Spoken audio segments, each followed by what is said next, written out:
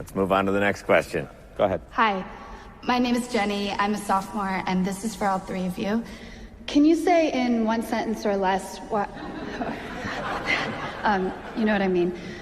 Can you say why America is the greatest country in the world? Diversity and opportunity. Lewis? Freedom and freedom. So let's keep it that way. Will? The New York Jets. No, I'm going to hold you to an answer on that. What makes America the greatest country in the world? Well, Lewis and Sharon said it. Diversity and opportunity and freedom and freedom.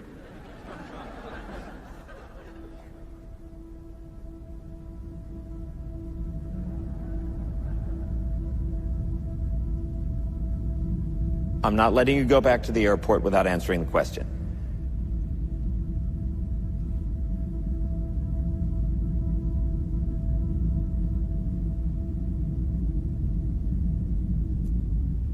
Well, our Constitution is a masterpiece. James Madison was a genius. The Declaration of Independence is, for me, the single greatest piece of American writing. You don't look satisfied. One's a set of laws and the other's a declaration of war. I want a human moment from you. What about the people? Why is America Not the greatest country in the world, Professor. That's my answer. You're saying... Yes. Let's talk about... Fine. Sharon, the NEA is a loser. Yeah, it accounts for a penny out of her paycheck, but he gets to hit you with it anytime he wants. It doesn't cost money. It costs votes. It costs airtime and column inches. You know why people don't like liberals? Because they lose. If liberals are so fucking smart, how come they lose so goddamn always? Hey, and with a straight face, you're going to tell students that America is so star-spangled awesome that we're the only ones in the world who have freedom? Canada has freedom. Japan has freedom.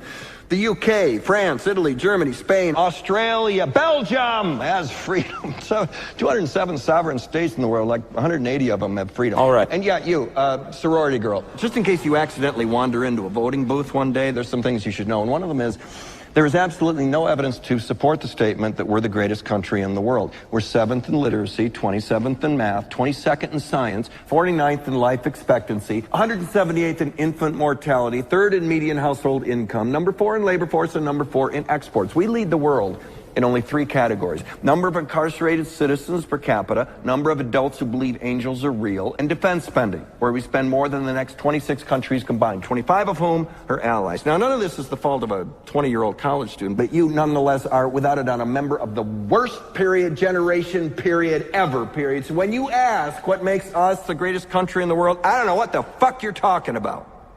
Yosemite?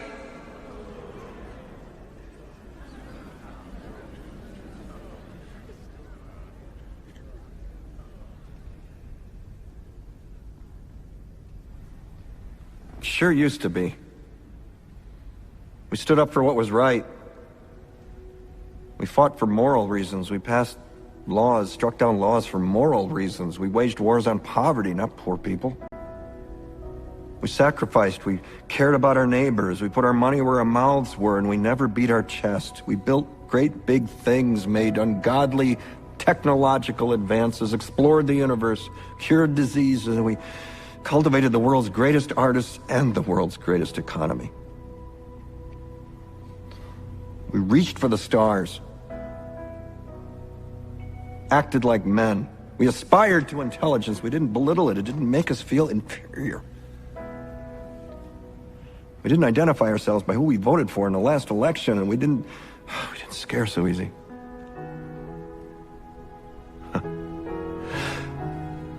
We were able to be all these things and do all these things because we were informed by great men, men who were revered. First step in solving any problem is recognizing there is one. America is not the greatest country in the world anymore.